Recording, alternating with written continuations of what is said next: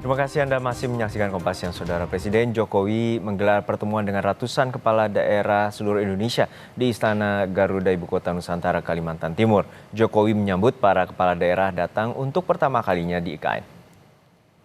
Di depan gubernur, bupati, dan wali kota serta penjabat kepala daerah, Jokowi menanyakan apa yang terlintas saat pertama kali tiba di IKN. Presiden juga mengatakan IKN merupakan proyek jangka panjang dan dilakukan bertahap. Sore nanti, Presiden dijadwalkan akan mengukuhkan calon paskibraka nasional yang akan bertugas pada acara HUT RI 17 Agustus mendatang di IKN.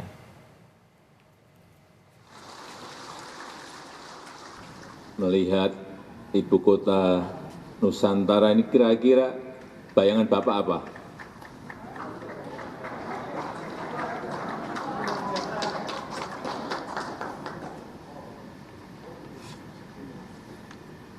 Selamat datang di ibu kota Nusantara.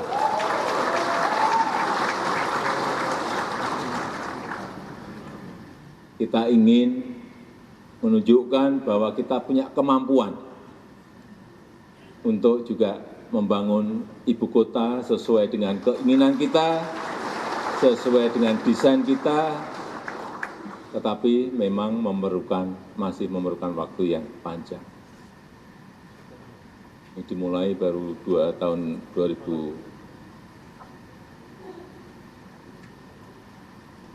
2021-22. Akan selesai kira-kira 10-15 tahun yang akan datang. Ini masih sangat panjang. Sebelumnya pada Senin siang, 38 gubernur diberangkatkan menuju ibu kota Nusantara menggunakan bus dari Stadion Batakan Balikpapan untuk mengikuti rapat koordinasi dengan Presiden Jokowi. Para gubernur diberangkatkan dengan bus yang dikhususkan untuk dukungan transportasi HUT RI di IKN. 4 gubernur sudah berada di IKN dan 4 gubernur lagi menyusul ke IKN langsung dari Bandara Sultan Haji Muhammad Sulaiman Sepinggan, Balikpapan. Sementara Bupati dan Wali Kota se-Indonesia baru akan berangkat ke IKN pada Selasa pagi. Ya, jadi dalam rangkaian peringatan Hari Ulang Tahun Kemerdekaan Republik Indonesia, Bapak Presiden mengundang seluruh kepala daerah terdiri dari 38 gubernur dan 514 bupati wali kota untuk diadakan rakor di ibu kota negara. Insya Allah rakor akan diadakan pada tanggal 13. Informasi terkini kita segera bergabung dengan jurnalis Kompas TV Dipo Nurbahagia dari IKN Kalimantan Timur. Dipo, apa saja pesan dari Presiden setelah bertemu dengan ratusan kepala daerah, terutama baru pertama kalinya mencekan kaki di IKN? Ya, sebelum menjawab pertanyaan Anda, kami akan hadirkan gambar terkini di Istana Garuda, di mana Presiden Joko Widodo baru saja meninggalkan Istana Garuda untuk kemudian melanjutkan agenda selanjutnya. Artinya, hal ini juga menjadi gambaran bahwa seluruh rangkaian Presiden yang digelar di Istana Garuda ini sudah selesai, karena pada terakhir kali tadi ataupun sekitar pukul 11 waktu Indonesia Tengah, Presiden baru saja melakukan pertemuan khusus dengan 36 gubernur dan juga 2 wakil gubernur di ruang yang sama pada saat Presiden menggelar sidang kabinet paripurna perdana pada hari kemarin di Istana Garuda, Ibu Kota Nusantara.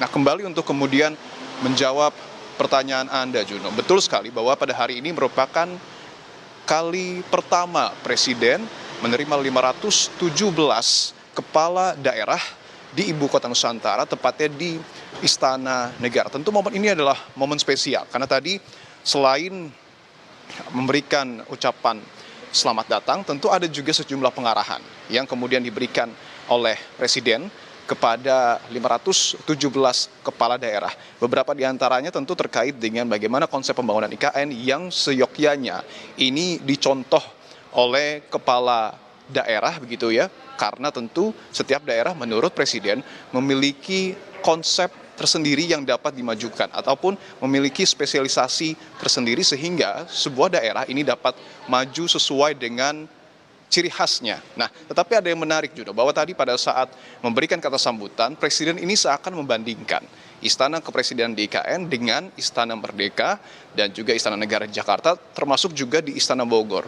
Presiden bilang ketiga istana yang sebelumnya dipakai Presiden Jokowi, ini adalah istana yang sebelumnya digunakan oleh Gubernur Jenderal Belanda. Nah, tadi bahkan Presiden sempat berkelakar bahwa setiap hari dirinya ini selalu dibayang-bayangi dan mencium bau-bau kolonial ketika ia ada di Istana Negara maupun Istana Merdeka ataupun Istana Bogor. Artinya pembangunan istana di Ibu Kota Nusantara ini memang menjadi sebuah gambaran bahwa negara kita ataupun pemerintah ini sangat serius untuk membangun ibu kotanya sendiri sesuai dengan kemampuan dan juga kesempatan yang ada. Ada juga hal menarik tadi yang disampaikan oleh Presiden, termasuk himbauannya Presiden kepada kepala daerah terkait dengan pelaksanaan pilkada serentak di bulan November mendatang. Presiden meminta bahwa kesiapan anggaran ataupun perencanaan anggaran ini harus betul-betul disiapkan, termasuk juga soal pengamanan. Karena ini adalah kali pertama pilkada dilakukan secara serentak, artinya prosesi terkait dengan pengamanan ini betul-betul harus dikoordinasikan dengan jajaran Forkopimda. Karena tentu artinya pelibatan unsur keamanan ini akan terpencar begitu ya, karena semua daerah ini menyelenggarakan pilkada. Nah, kembali lagi ke pertemuan selanjutnya yang seperti tadi kami sudah sebutkan bahwa Presiden menerima secara khusus 36 gubernur dan juga 2 wakil gubernur di Istana Garuda, Ibu Kota Nusantara. Ada beberapa aspek yang cukup berbeda. Presiden kembali mengingatkan bahwa gubernur ataupun pemerintah provinsi ini merupakan ujung tombak penyambung antara pemerintah pusat dengan pemerintah daerah. Artinya harus ada kesinambungan khususnya terkait dengan program-program kerja yang dilakukan oleh pemerintah pusat dan juga pemerintah daerah. Jangan sampai tadi kalau kita coba pinjam kata-kata Presiden, pemerintah pusat mengarah ke utara, sementara pemerintah daerah ini mengarah ke selatan. Artinya harus ada betul-betul inline ataupun arah yang sama antara pemerintah pusat dan juga pemerintah daerah terkait dengan pembangunan. Nah, tadi juga ada satu hal yang kami coba soroti bahwa Presiden meminta kepada gubernur untuk kemudian mengidentifikasi betul apa-apa saja kekurangan dan juga kelebihan dari masing-masing kabupaten maupun kota. Karena Presiden melihat ada sejumlah pemerintah daerah yang kemudian menyiapkan anggaran besar tetapi hanya untuk dibagi-bagikan demi kepentingan politik. Itu yang kemudian tadi juga sempat digarisbawahi oleh Presiden, jangan sampai hal tersebut terjadi begitu ya,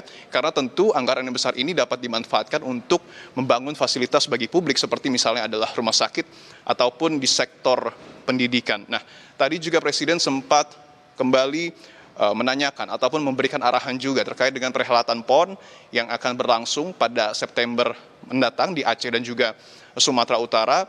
Presiden meminta bahwa kesiapannya betul-betul harus dijaga. Bahkan tadi juga sempat lagi-lagi Presiden bercanda bahwa ketika sebuah daerah ini dapat mendulang medali begitu banyak di PON nanti, itu bisa saja mempengaruhi elektabilitas dari gubernur ataupun kepala daerah setempat. Artinya hal-hal tersebut yang kemudian disampaikan oleh Presiden, ada unsur seriusnya tapi juga ada unsur bercandanya, karena tentu ini adalah hari kemerdekaan yang harus harus disambut dengan sukacita begitu ya, agar tentu momen ini juga menjadi momen bersejarah tidak hanya bagi pemerintah pusat tetapi juga bagi seluruh masyarakat. Nah, kami kabarkan juga bahwa nanti sekitar pukul 15.00 waktu Indonesia Tengah, Presiden juga dikabarkan akan melakukan pengukuhan paskibraka. Ini juga momen bersejarah karena untuk pertama kalinya Presiden melakukan pengukuhan paskibraka di IKN, menjadi sejarah juga bagi para siswa dan siswi yang kemudian nanti terpilih menjadi paskibraka untuk kemudian nanti pada 17 Agustus mendatang